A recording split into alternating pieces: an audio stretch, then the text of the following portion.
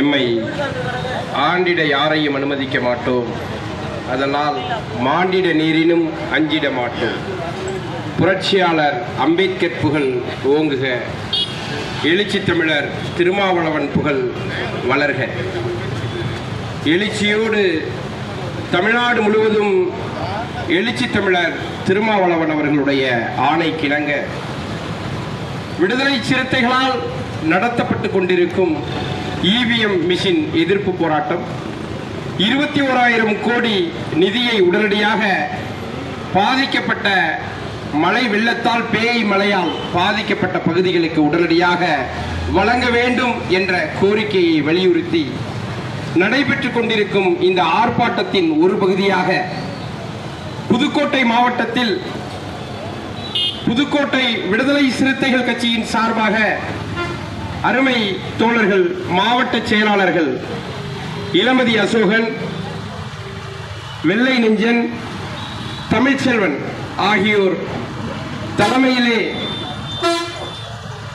ஒருங்கிணைந்த மாவட்ட பொறுப்பாளர்கள் மற்றும் அனைத்து நிலை ஒன்றிய செயலாளர்கள், துணைநிலை பொறுப்பாளர்கள், கிளைக்கழக நிர்வாகிகள் மற்றும் எழுச்சி தமிழரால் அறிவிக்கப்பட்டு இந்த போராட்டத்திற்கு கருத்துரை, கண்டன உரை, சிறப்புரை வழங்க வருகை தந்திருக்கும் மரியாதைக்குரிய ஆரியர் தோழர் வழக்கறிஞர் சா விவேகானந்தன் உள்ளிட்ட எனக்கு முன்னதாக பேசிய அத்தனை விடுதலை சிறுத்தைகள் கட்சியை சார்ந்த அனைத்து நிலை பொறுப்பாளர்களுக்கும் எனது மனமார்ந்த புரட்சிகர வணக்கத்தையும் வாழ்த்துக்களையும் தெரிவித்துக் கொள்கிறேன். மற்றும் இந்த நிகழ்விற்கு ஊடகவியலாளர்களாக வந்திருக்கும் அத்தனை தம்பிகளுக்கும் ஒளிப்பதிவாளர்களுக்கும் விடுதலை சிறுத்தைகள் கட்சியின் சார்பாக எனது நெஞ்சார்ந்த புரட்சிகர வாழ்த்துக்களை தெரிவித்துக் கொள்கிறேன். எழுச்சி தமிழர் அறிவித்தது போல் 21,000 கோடி நிதியை மழை வெள்ளத்தால் பாதிக்கப்பட்ட சென்னை மற்றும் தூத்துக்குடி உள்ளிட்ட தெற்கு மாவட்டம் உள்ளிட்ட அந்த மக்களுக்கு, அந்த பகுதிக்கு வழங்க வேண்டும் என்பது எங்களுடைய மத்திய அரசை நோக்கிய கோரிக்கை. ஒரு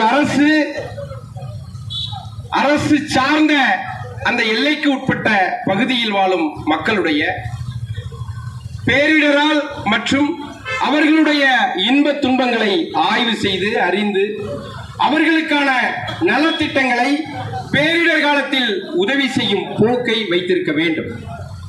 ஆனால் மத்தியில் ஆளும் பிஜேபி அரசு மக்களை நம்பவில்லை, மக்களுடைய வாக்கை நம்பவில்லை, மக்களுடைய மனசாட்சியை கொஞ்சம் கூட நினைத்து பார்க்கவில்லை. அவர்கள் இந்த மக்களை நாளாந்தர குடிமக்களாக நினைக்கிறார்கள் என்றால் அவர்கள் மக்களை நம்பி தேர்தலில் நிற்கவில்லை. மக்களுடைய வாக்கு அவர்களுக்கு தேவையில்லை. மக்களை பற்றி எந்த கவலையும் கிடையாது அவர்களுக்கு. அப்படி ஒரு பாசிச ஆட்சி மத்தியில் ஆளும் வரை நாம் அவர்களை எந்த கண்ணோட்டத்தில் பார்ப்பது என்றே தெரியவில்லை. மொத்தத்தில் இந்த தாமரை இந்த தமிழகத்திற்கு தேவையில்லை. இந்த தாமரை இந்த தமிழகத்திற்கு தேவையில்லை. தேவையில்லாத ஒரு அரசை நாம் ஆட்சி பீடத்திலே வைத்துக் கொண்டு தேவையில்லாத ஒரு ஆட்சியை நாம் இந்திய ஒன்றியத்தில் வைத்துக் கொண்டு அவர்களிடம் கெஞ்சுவதும் கூத்தாடுவதும் வேடிக்கையாக இருக்கிறது. ஆனாலும் அவர்கள்தான் ஆட்சியாளர்கள். இந்திய அரசமைப்பு சட்டத்தின்படி நடந்து முடிந்த நாடாளுமன்ற தேர்தலின்படி மோடி தான் இந்த நாட்டை ஆண்டு கொண்டிருக்கிறார். ஒரு நாட்டின் எல்லைக்குள் பல மாநிலங்கள் உள்ளடக்கியது இந்தியா. இந்த இந்தியாவிலே தமிழகமும் ஒரு மாநிலம். ஆனால் நாம் எந்த திசை வழியில் எந்த நோக்கத்தில் அதற்கு தமிழ்நாடு என்று பெயர் வைத்தோமோ அதை மோடி, நிர்மலா சீதாராமன் உள்ளிட்ட பிற்போக்கு சக்திகள், மதவாத சக்திகள் தமிழகத்தை இன்னும் ஒரு நாடாகவே பாவித்துக் கொண்டிருக்கிறது. இதை மாநிலமாக கருதவில்லை. அதைத்தான் நாங்களும் விரும்புகிறோம். தமிழகத்தை ஒரு நாடாகவே நாங்களும் விரும்புகிறோம். இதற்கு முன்னுதாரணமாக இங்கு நடக்கும் எந்த அவலங்களையும் எந்த பேரிடர்களையும் மத்தியில் ஆடும் பிஜேபி அரசு, மோடி அரசு, அவருடைய அடிவருடிகள் நிர்மலா சீதாராமன், அண்ணாமலை உள்ளிட்ட அவர்களுடைய அடிவருடிகள் தொடர்ந்து இதை ஒரு மாநிலமாக ஏற்றுக்கொள்ளவில்லை. நாங்களும் அதைத்தான் விரும்புகிறோம். இதை நாடாகவே பிரகடனப்படுத்த வேண்டும். நாடாகவே பிரகடனப்படுத்த வேண்டும் என்றால் மோடி தமிழகத்தை விட்டு வெளியேற வேண்டும். மோடி தமிழகத்தை விட்டு வெளியேறினால் உன்னிடம் நாங்கள் எதையும் கேட்க மாட்டோம். எந்த நிதியையும் உன்னிடம் நாங்கள் கையேந்தி கேட்க மாட்டோம். நிதியை கொடுக்க வேண்டிய இடத்தில் நீ ஆட்சி பீடத்தில் இருப்பதால் தான் உன்னை கேட்க வேண்டிய கடமையும் பொறுப்பும் எங்களுக்கு இருக்கிறது. ஒரு மக்கள் ஒரு மாநிலத்தில் அல்லல் பட்டுக் கொண்டிருக்கிறார்கள்.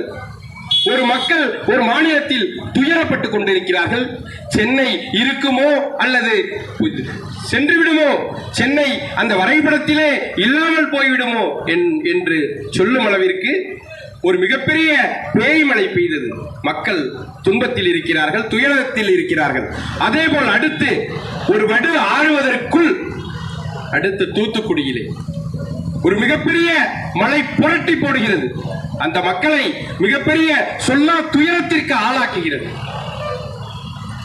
ஆட்சி பீடத்தில் இருக்கும் மோடி அவர்கள் நேற்றைய முன்தினம் திருச்சிக்கு வருகிறார்.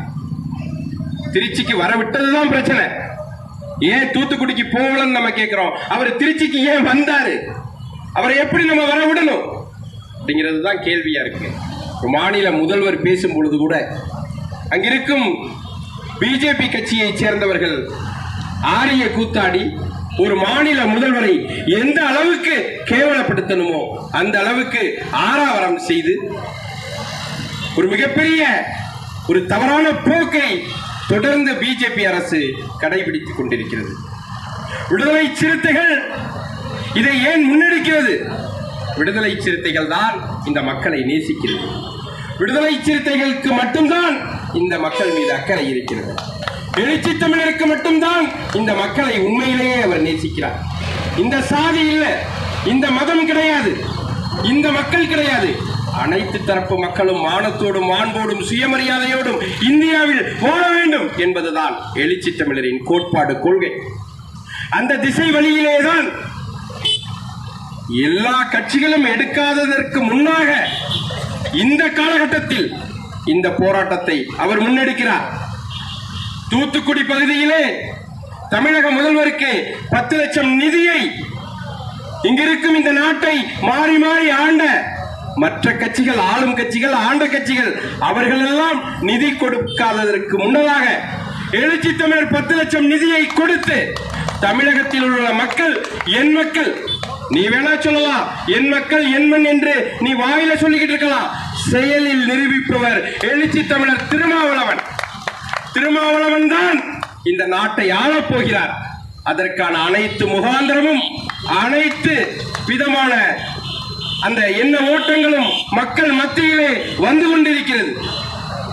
அந்த வகையிலே எழுச்சி தமிழர் இந்த நாட்டை, இந்த மக்களை, விளிம்பு நிலை மக்களை, ஒடுக்கப்பட்ட மக்களை, தாழ்த்தப்பட்ட மக்களை, பிற்படுத்தப்பட்ட மக்களை, அனைத்து சாதியிலும் உள்ள விளிம்பு நிலை மக்களை பாதுகாக்க வேண்டிய கடமை எழுச்சி தமிழருக்கு மட்டும்தான் உண்டு. அந்த வகையில் தான் இவர் தொடர்ந்து எங்கெங்கு மக்கள் ஒடுக்கப்படுகிறார்களோ, எங்கெங்கு மக்கள் அவதிப்படுகிறார்களோ, எங்கெங்கு மக்கள் துன்பப்படுகிறார்களோ, துயரப்படுகிறார்களோ, அங்கெல்லாம் எழுச்சி தமிழருடைய தடம் கால் பதியப்படுகிறது. எழுச்சி தமிழருடைய முதல் கோரிக்கை ஓங்கி ஒலிக்கிறது. விடுதலை சிறுத்தைகள் கட்சி சட்டத்தின் ஆட்சியை விரும்புகிறது. விடுதலை சிறுத்தைகள் கட்சி இந்திய அரசு அமைப்பு சட்டத்தை பாதுகாக்க வேண்டும் என்ற தொலைநோக்கு பார்வையில் இருக்கிறது. தொடர்ந்து பிஜேபி ஆட்சிக்கு வந்தால் அரசமைப்பு சட்டம் பாதுகாக்கப்படாது, மனு தர்மம் ஓங்கி நிற்கும். விஸ்வ இந்து பரிஷத், RSS உள்ளிட்ட சங் பரிவார அமைப்புகள் இந்தியா முழுவதும் கோலோச்சி இருக்கிறது. தமிழகத்திலும் அதனுடைய எல்லை பரவலாக அரசமைப்பு சட்டத்திற்கு எதிராக ஒரு கோஷ்டி இங்கு நடமாடிக் கொண்டிருக்கிறது. அவர்களை நாம் அப்புறப்படுத்த வேண்டும். அப்புறப்படுத்தப்பட்ட பட்சத்தில் தான் இங்கு அரசமைப்பு சட்டம் அதன் வழியாக இங்கு ஆட்சி நடத்தப்படும். ஆகவே தோழர்களே, வேண்டாத ஒரு ஆட்சியை, இந்த மக்களுக்கு விரோதமான ஒரு ஆட்சியை, இந்த மக்களின் துன்பத்திலும் துயரத்திலும் எல்லளவிலும் பங்கெடுக்காத ஒரு ஆட்சியை நாம் நடைமுறைப்படுத்தும் வரை நாம் துன்பப்பட்டுக் கொண்டுதான் இருக்க வேண்டும். இந்த மோடி மீண்டும் இந்த நாட்டை ஆண்டால் தமிழகத்தில் எந்த லேடியும் நடமாட முடியாது. மோடி இந்த ஆட்சியை மீண்டும் நடைமுறைப்படுத்தினால் அல்லது ஆட்சிக்கு வந்தால் எந்த லேடியும் தமிழகத்தில் நடமாட முடியாது. ஏனென்று சொன்னால் மோடியின் ஆட்சி அவ்வளவு அபத்தமானது, மோடியின் ஆட்சி அவ்வளவு ஆபத்தானது. இதை இங்குள்ள மக்கள் புரிந்து கொள்ள வேண்டும். அமெரிக்காவை சேர்ந்த பல்கலைக்கழகம், ஹைதராபாத்தை சேர்ந்த நெட் என்ற ஒரு இந்திய நிறுவனம், இரண்டு நிறுவனங்களும் சேர்ந்து இந்த இவிஎம் மிஷின் அதன் மூலம் வாக்களிக்கும் அந்த நிலையில் யாருக்கு வேணாலும் அந்த வாக்கை மாற்றலாம். அதற்கான வாய்ப்பு அந்த எலக்ட்ரானிக் மிஷினில் உள்ளது. ஆக அந்த மிஷின் என்பது ஒரு போலித்தனமானது, அது ஒரு மோசடியானது என்பதை உறுதிப்படுத்தி இருக்கிறது. நடந்து முடிந்த 4 மாநில சட்டமன்ற தேர்தலில் கூட ஒரு வேட்பாளருக்கு ஒரு ஓட்டு கூட கிடையாது. ஒரு ஓட்டு கூட கிடையாது. ஒரு வேட்பாளருக்கு ஒரு வாக்கு கூட கிடையாது. அவர் மனைவி அவர் மேல ஏதோ வேகப்பட்டு கோபப்பட்டு இவன் சொல்ல கேட்கவே மாட்டான், தேர்தலில் நிக்கிறான், இவனை விட அந்த சட்டமன்ற உறுப்பினர் ஓகே அப்படின்ட்டு ஓட்டு போட்டிருந்தா கூட நம்ம அதை ஏத்துக்கலாம். அவங்க பிள்ளைங்க வேற ஆளுக்கு ஓட்டு போட்டிருந்தா கூட ஏத்துக்கலாம். சொந்த வேட்பாளரே தனக்கு ஓட்டு போடாட்டி எப்படி ஏத்துக்க முடியும்? இது நியாயமா? ஏதாவது நியாயம் இருக்கா? இதுல ஏதாவது தர்மம் இருக்கா? இதுதான் மோடி ஆட்சி. இந்த மோடி ஆட்சியை எங்கிருந்து அந்த சொந்த வேட்பாளர் அவருக்கே போட்ட ஓட்டு அவருக்கு விழுவல. எங்க இருந்து தப்பு நடக்குது? எலக்ட்ரானிக் இவிஎம் மிஷின்ல இருந்து தப்பு நடக்குது. எந்த பட்டனை அழுத்தினாலும் அங்க விழுவாது. அவங்க யாரை ஃபீட் பண்ணி வச்சிருக்காங்களோ அவங்களுக்கு தான் விழும். இந்த நடந்து முடிந்த தேர்தலில் நிரூபிக்கப்பட்ட, வெகுஜன மக்கள் அறிந்த, தேர்தல் கமிஷனே தெரிந்த இந்த இவிஎம் மிஷின் இனிமே வேண்டாம். எல்லாம் பழைய நிலைக்கு மாறிட்டாங்க. அமேசான்ங்கிற ஒரு நிறுவனத்தில் போய் பார்த்தா பழைய சோறு கருவாட்டு குழம்பு இருக்கு, வேணுமான்னு கேட்கறான். கூழு, கேப்ப கூழு விற்கிறான். இங்க இருக்கிற ஹோட்டல்ல கூட பழைய சோறு சட்டிலையும் துவையலும் விற்கிறான். பழைய நிலைக்கு மாறுறது என்னன்னா உடல் ஆரோக்கியத்துக்கு, உயிர் பாதுகாப்புக்கு. இப்படி எல்லாமே பழைய எல்லாம் ஆங்கில மருத்துவத்துக்கு போகல. எல்லாம் அலோபதி, எல்லாம் கீரையையும் போய் வாய்க்கா வரப்புல இருக்கிற இந்த செடி சுகருக்கு நல்லது, அந்த செடி பிரஷருக்கு நல்லது இப்படின்னு புடுங்கி திங்கிறான். கண்டது கிடையாது. இயற்கைக்கு பழைய விவசாயத்து பழசுக்கு மாறிட்டா எல்லாம் இந்த உலக பொருளாதார மண்டலம் இப்படி சிறப்பு இப்படி பல்வேறு விஷயமா இந்த நாடு மாசடைஞ்சு போய் வயல் விவசாயம் இல்லாம போய் எல்லாம் கேடா போயிடுச்சு. இது இந்த மாதிரி செடி கொடிகளை, இந்த மாதிரி இயற்கை விவசாயத்தை நம்பி நம்ம இருந்தாதான் இனிமே உயிர் பாதுகாக்கப்படும் அப்படிங்கிற சூழ்நிலை உருவாயிடுச்சு. அதனாலதான் அமேசான்ல பழைய சோறு விற்கிறான். இப்ப நம்மளோட வாழ்வாதாரமே இன்னைக்கு கேள்விக்குறியாகி போச்சு. நம்ம பாதுகாக்கணும், இந்த சமூகத்தை பாதுகாக்கணும், இந்த மக்களை பாதுகாக்கணும், இந்திய மக்களை மானத்தோடையும் சுயமரியாதையோடையும் வாழ வைக்கணும், இந்திய அரசமைப்பு சட்டம் பாதுகாக்கப்பட வேண்டும் அப்படின்னு சொன்னா மோடி அப்புறப்படுத்தப்பட வேண்டும். மோடி அப்புறப்படுத்தப்பட வேண்டும் என்று சொன்னால் ஜனநாயகம் வெல்ல வேண்டும்.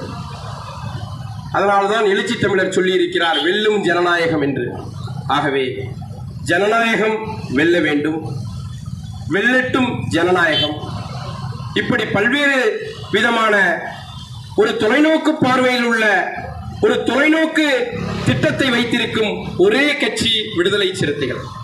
அந்த விடுதலை சிறுத்தைகள் அணிவகுக்கும், விடுதலை சிறுத்தைகள் ஆர்ப்பரிக்கும், விடுதலை சிறுத்தைகள் கட்டமைக்கும் திருச்சியில் ஜனவரி 26ஆம் தேதி நடக்கும் வெல்லும் ஜனநாயகம் மாநாடு தான் மோடியை இந்தியாவை விட்டு விரட்டப் போகிறது. நான் சும்மா சொல்லல, சும்மா ஆர்ப்பரிச்சு பேசல. அமைதியா பேசினாலோ, நிதானமா பேசினாலோ அதுதான் உண்மை. மோடிக்கு மாற்று பிஜேபிக்கு மாற்று திமுக கிடையாது.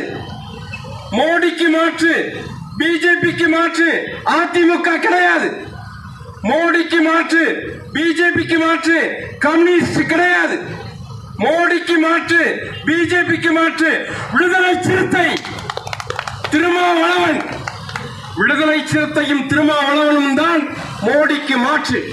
இந்த மக்களுக்கான, இந்த மண்ணுக்கான, எளிய மக்களுக்கான விடுதலை சிறுத்தைகளிடம் இருக்கிறது. அன்பு தோழர்களே, விடுதலை சிறுத்தைகளில் நீங்கள் அணியமாக வேண்டும்.